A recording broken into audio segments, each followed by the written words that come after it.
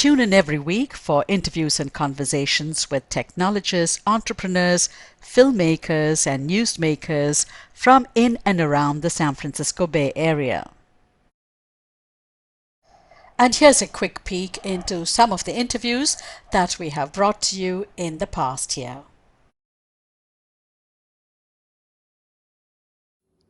To New York, my mother was so worried that I would get in trouble. She taught me how to. Can you do that? Yes. Here? Yeah. Boy, that is some. What was your experience like working with Elvis? Well, let me just put one thing at peace. I went into the monastery a good 5 years after I had seen Elvis. And there was not what you should say an emotional, again, piling together of things to make a good story. I will admit, whoever wrote that story had a good eye for the drama and for the nonsense. Well, me and my boyfriend, we were in Bombay. We heard that people track tourists in the street and ask them to be extras in Bollywood films. So we were walking everywhere and like waiting for someone to come to us, and no one did. And then on the last day, 2 hours before our flight, someone came to us in the street and said, "Listen, do you want to be extras tomorrow in a Bollywood film?" And we missed that. We couldn't do that, and we really wanted like to participate in a scene where they dance, so we could learn the dancing because they dance so beautiful. So, yeah, no Bollywood for me. Well, you never know now that you won a award. Yes. You never know, right? And maybe Rama will get to see a first Bollywood film. Oh, plain one. Oh, okay. The way back, I think we both understood it because it pertains to the back seat of those old station wagons, and we both had families who would have them. So we would we'd ride in that ill-Qasim way back where traffic is facing you and coming at you at scary speeds. The original title was The Way Back. It was, yes, which was, I think some people The Way Back, some people call it The Way Back. It worked for, both worked. There was another movie that came out called The Way Back, so we had to add our way. Yeah, we didn't want people to think we were a sequel to a more movie. The movie was inspired a little bit about that. Certainly Destination Vacations is something that we're both familiar with, and people congregating year after year at a similar location. That was a huge thing for us. And finally, the first scene of the movie where Trent's asking if Duncan is, on a scale from 1 to 10, what he thinks he is, that's verbatim from an experience that I had growing up at 14 when my stepfather asked me that exact same question when we would drive up to Michigan. And we were in a station wagon, the whole scene. So that was our sort of rip from the headlines of my pain. And then we added everything else. So that's a sentence that stayed with you all these years. Oh yeah. I remember the conversation vividly. I'm just part of that change. I was able to tell a story coming from Saudi. I'm filming in Saudi because this Saudi is opening up. I think if I was trying to do that because Saudi is segregated and men and women are not allowed to mix together. I was in workplace, so I was in a van and I had a monitor and a walkie-talkie. So I would tell everybody in my instructions was like, yeah, look down now, look up, make the frame wider and all that. But yeah, it was really frustrating sometimes to film the outdoor scenes in that way. But it is rewarding just to be, and I didn't want to clash with the people or with the public. It, for me, is more of making a film, not than like, just like making a kind of a statement. It's not that what I was looking for. If I'm making a statement, I'll make it through my art. I became obsessed with JSOC and started to investigate what they were doing around the world. And so when you watch our film, you go on a journey from Afghanistan to Yemen to Somalia and then to the chambers of power in the United States. But it's also, and this was something I didn't really want when we started making the film, but it's a very personal story also. And I share with people what it's like to be a reporter doing this kind of work and how it changes you or affects you. You've been covering war zones for over 10 years. Yeah, I started I started off in the late 90s. I spent a lot of time in Iraq and Yugoslavia and Nigeria. And I heard this story, unusual story, about a Rwandan playwright who had come to the theater lab and met an actor who was also an ice cream entrepreneur.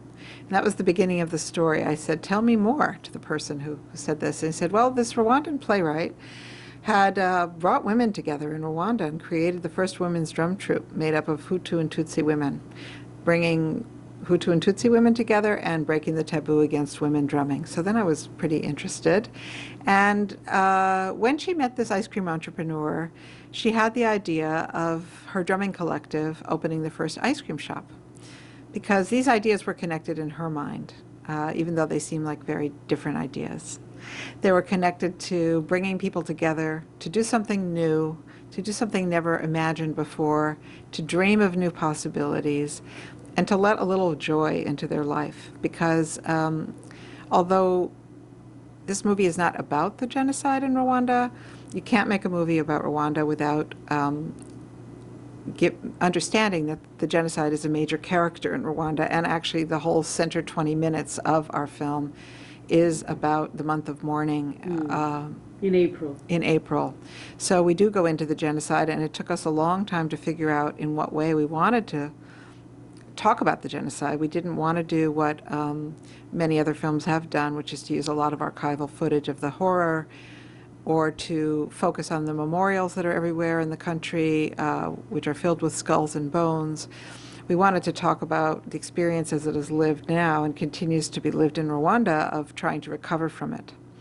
So that's when I heard this story, I thought, I didn't know very much. I just heard the bare bones of the story, and it just seemed to me very intriguing, like Rwanda, drumming, ice cream, not three things you usually think of together. And as a filmmaker, I thought, well, that's a way into the story that's never been done before. Many people would turn away from a documentary about Rwanda because they don't want to feel depressed on Saturday night. You know, this might be a way in, but I didn't really know. I spoke to my brother, who's a documentarian, and said, what do you think? And would you like to make this movie together? And he said, yes. So really, within 5 months of hearing that story, we were on a plane to Rwanda for our first shoot. We did not go in advance or do any pre-production. We got on a plane as kind of an act of faith, thinking, we think there's something really interesting here, even though we don't know exactly what it is. And we landed on the ground and began filming. And to give the woman, you know, their place in the society. I think a society without women, this is a broken society, paralyzed society. So if Afghanistan wanted to come back, you know, to come, if you wanted peace in this country, and if you wanted the freedom in this country, we have to give the women their rights in their place. And your father used to say, you have admitted in an article, you have to work 110% better. Well, that's because the dominant society has always been putting pressure and oppressing folks who are immigrants or who are different, people of color. And in order to make advances, you had to be able to prove yourself more than 100%. That you had to be able to show that you're more productive. And but in doing so, you still have to assert yourself to let people know that you have these talents and skills. And so during the 50s and 60s, during the Civil Rights Movement, people were talking about, we don't want to be equal and separated. We want to be part of the big picture. So separate and equal was a principle that just didn't fly. And so, you know, and my father, my grandfather knew that too. So they each responded to that kind of a society in a different way. I respond to that society in a way where I try to move and work hard for inclusion, not exclusion, to make sure that everybody has a voice and that everybody has the guaranteed protection of the Constitution. And because I took an oath to the Constitution, not to the government. Government can go awry. but our constitutions are contract between our government and our people. I think Silicon Valley can lead the way in using technology to make government more efficient. We can also have the right type of incentives, expand the research and development tax credit to startups that aren't yet profitable, make sure that they're able to raise capital and that the SEC interprets the Job Act in a way that they can go for crowdsourcing. These are the issues that entrepreneurs face every day. And Congress people, not only aren't they listening, they can't even speak the language often. They can't even debate coherently or understand what these policies are. And it's time for a generation that understands the technology and economic issues that face Silicon Valley so we can be competitive in the 21st century. But you have never held an elected office, so True. what would it, how would you be well qualified to address some of these questions that you talk about, the Congress being broken? Well, I think some of the people I talk to like that the best about me, that I haven't been corrupted or part of the system yet. But I have had a valuable experience, and I served the president, as you know, as Deputy Assistant Secretary of Commerce in the executive branch. And that will give me a very unique skill going to Congress, having served in the executive branch and understanding the agencies, so that for this region, if we have to apply for grants at the Department of Energy or Department of Transportation, I will be one of the few members of Congress from this area that has actually served in the executive branch and can navigate that bureaucracy for both entrepreneurs and for citizens who have issues with the agencies. You need to find out what is the right use case for your customer, right? I think if there's one thing that I find that a lot of entrepreneurs make the mistake of, and those entrepreneurs that are listening to this program, if there's one thing I'd like them to take away is this, that is, focus on the use case. That is, what is the outcome that your customer gets out of the use of your product? How many use cases do you think they should have? You know, if Six, you have six, one seven? use case, that's all it takes for you to succeed. If you have one use case, that's all it takes, right? As long as it's a use case that creates a must-have value proposition for the customer, right? And once you have nailed that, you know, then you can build a very successful company around that.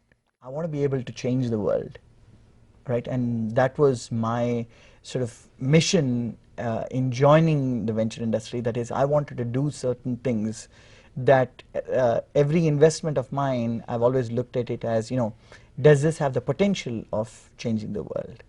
You know? And does you have invested in, you sit on the board of 12 companies, and is that the question? What are the questions you ask when you are in the process of evaluating business plans? And yeah, so there, I'd say there are two high-level questions, and then there are a bunch of you know, detailed questions I ask myself. One is, you know, are you solving a worthwhile problem? You know, that is worthwhile problem for whom? For the target market that you're going after, right? That is, whoever your audience is, that whoever your customer base is, are you solving a worthwhile problem? Now, based on my experience, I might have some intuitive feel for it, but if I don't have intuitive feel for it, I can always ask. So that's the first question. That's the first question. Second question I ask myself is, are you solving a hard enough problem? That is, how do you erect a moat around what you're building so that others don't say, ah, that's a beautiful idea, let me do it myself. So give us a case of one of the companies that you invested in. How did you arrive at that? You don't have to name the company, but generally, you know, if you can help us understand how you evaluate. Yeah, so I'll give you the example of, say, a company called Climate Corporation, which is a company that essentially sells weather insurance to farmers, crop insurance to farmers. So this isn't a commodity exchange and all of that? For yeah, it was started off as a derivative company, but it's actually selling crop insurance to farmers, supplemental multi-peril crop insurance to farmers. And it didn't start off that way. They actually started off wanting to sell weather insurance to consumers, right, when they travel, as a travel add-on. And that was a, I'd say, moderate success. And then they went into events and then arrived at this. But that was a company where I felt like, you know, weather was starting to have an impact, and in some cases, huge negative impact on various businesses. And then you designed a job for yourself. Yeah, so I was actually working at Stanford as a researcher when we moved here. I used to work in UCSD, and then so we both moved. We were both working in San Diego, then and I joined Stanford right away. And then I really missed the fact that I wasn't utilizing my two loves were computers and instruments, and I wasn't utilizing that. And then I said, I'm here in the Bay Area, which is where it's all happening, and I need to be a part of it. And then I sort of, as you say, designed a job for myself because I loved instruments and I love software, and I said it's going to be, the day is going to come soon when these are going to be connected. And how will they be connected? It'll be automated instrumentation. And so I kept, and HP at that time was really the only company doing it. You know, they were getting into that business. They had mass spectrometers and they were getting into computers, and I said, they will be automated. I felt that I had launched quite a few new businesses. So I had the business skills, I had the technology skills, and I also had this social sort of part of me that wanted to, you know, apply this to, you know, enhance society. And so I started doing these social entrepreneurship for the last 4 or 5 years, kind of mentoring sessions, and I was part of Digital Vision, which helps students who come into it. Some of them will come in with a lot of activism. They have a lot of heart, but they don't have the business skills. Some have a lot of business skills, but they may not have the technology. So part of what we do is create teams and then work with people to make sure that they see the full picture. Has anybody come out and created a company that we may have heard of or that we should look out for? We have actually one of the companies that we work with that I was in is called SIPIX. It's about making content available for college work. So it's actually out of the bookstore and so on. So there's there's quite a few actually that actually another famous one that came out of Stanford that I mentored for a while is D.Light, which is about D.Light. Yeah, which is about light, actually clearing solar lanterns. So creating solar lanterns. Yeah. Okay. So that is now actually quite common now. So there's quite a few. So that keeps you busy. I have a lot of fun with that. Yes. Yeah. In fact, the whole ecosystem in California in terms of industry, in academia, in entertainment, in the arts, there is, you know, California is unique in many ways in terms of the opportunities that it offers for business ties between India and California. And agriculture. I see exactly. Agriculture. I see California almonds when I go to India. And we just lowered the duty on Californian pistachios, which was something that many congressmen from California would speak to me about when I would meet them. So we have Californian pistachios besides Californian almonds. But if you look at Californian wine, not just exporting wine, but in terms of technology, in terms of winemaking, I think that would be something of great interest for Indian businesses. And because our wine industry is just, you know, taking off, it has become much more, you know, visible and accepted than it was ever before. So that's another area for collaboration, apart from the Silicon Valley connections between India and California. So when we think of Woodstock, and if you're from India, we don't think of Woodstock, New York. We think of Woodstock, the school. And that's the school you went to. Exactly. Yes, Woodstock is extremely well known in India. And almost anybody you might meet, even in the Bay Area from India, if you said, I know somebody who went to Woodstock school, they would know exactly what you're talking about. And it's an American school. It is. It was running mostly on the American system for most of its history. And it has always had American students, British students, Indian students, a little of everything. It's actually been international for most of its history. And it was founded in 1854. We have a little bit, that's the quad, you know, the photo, and that's, so we are showing a picture of your school, and that's the assembly and sports.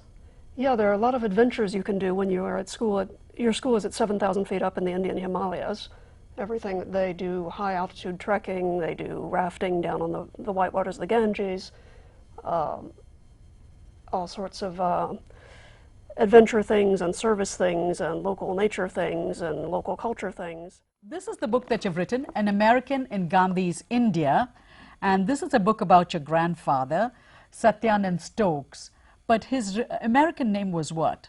Samuel Evans Stokes. Samuel Evans Stokes, and he was a Quaker. He was a Quaker by heritage. Okay. His ancestors were all Quakers, but by belief also he was a Quaker. Okay. So in 1904, he makes this trip to India after listening to a doctor and his wife talk about India. Dr. Carlton, who was running a leper home in Subatu in the Shimla Hills. So Dr. Carlton was looking for volunteers. You know, he needed volunteers at the hospital, and he came to Philadelphia just for that purpose.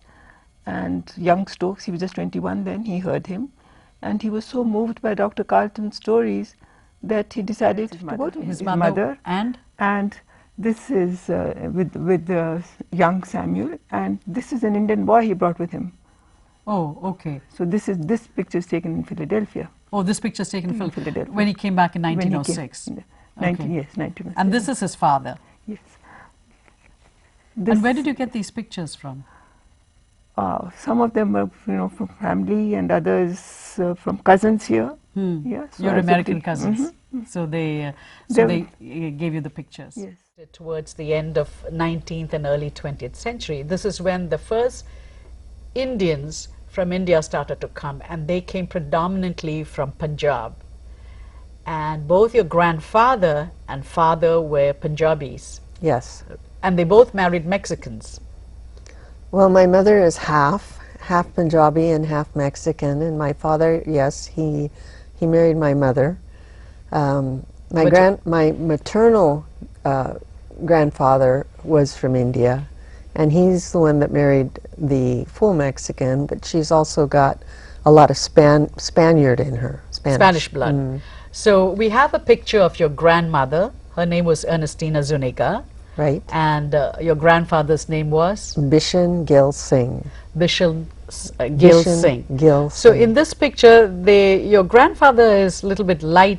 His color is far lighter, I would say. Yes, he was a darker man than the picture, but the photo studio lightened him up because we made copies of that. Tell us the story of your grandfather. He came to Arizona in the early 1900s? Actually, he came through Angel Island in 1909, and he came to work in the railroad in California? In California, and made his way to Arizona because there was lots of opportunity for cheap land, and he bought land and he leased land, and it was far more affordable in those days.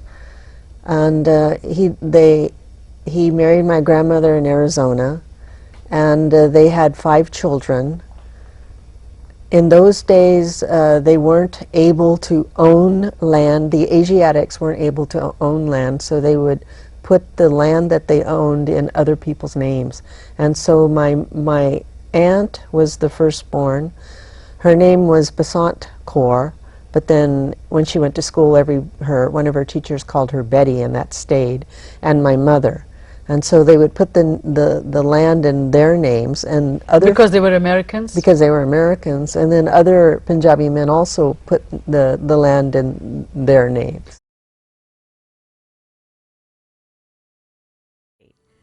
The 23rd Cinequest Festival was held this year from February 26th through March 10th, 2013.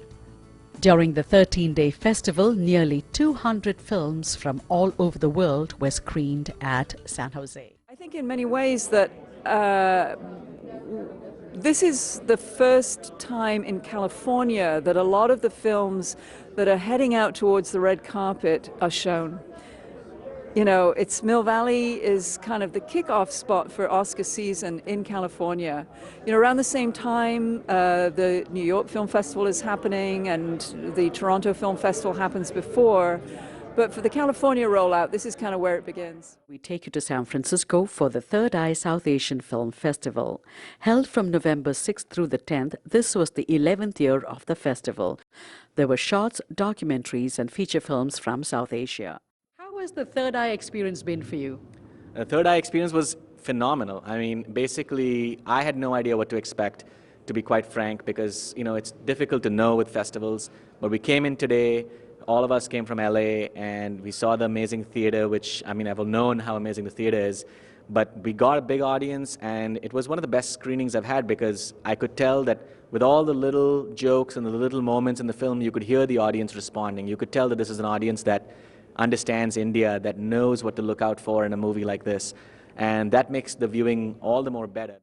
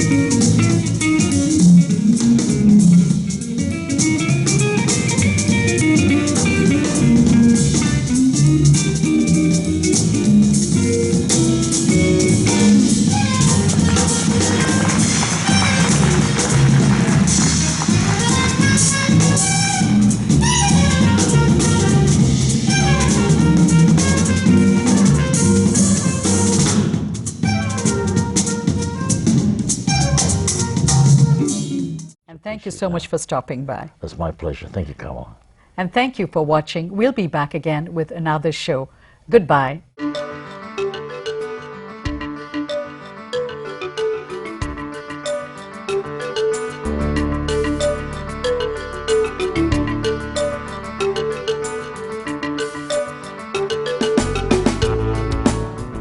And if you missed any of our shows, you can watch them on YouTube.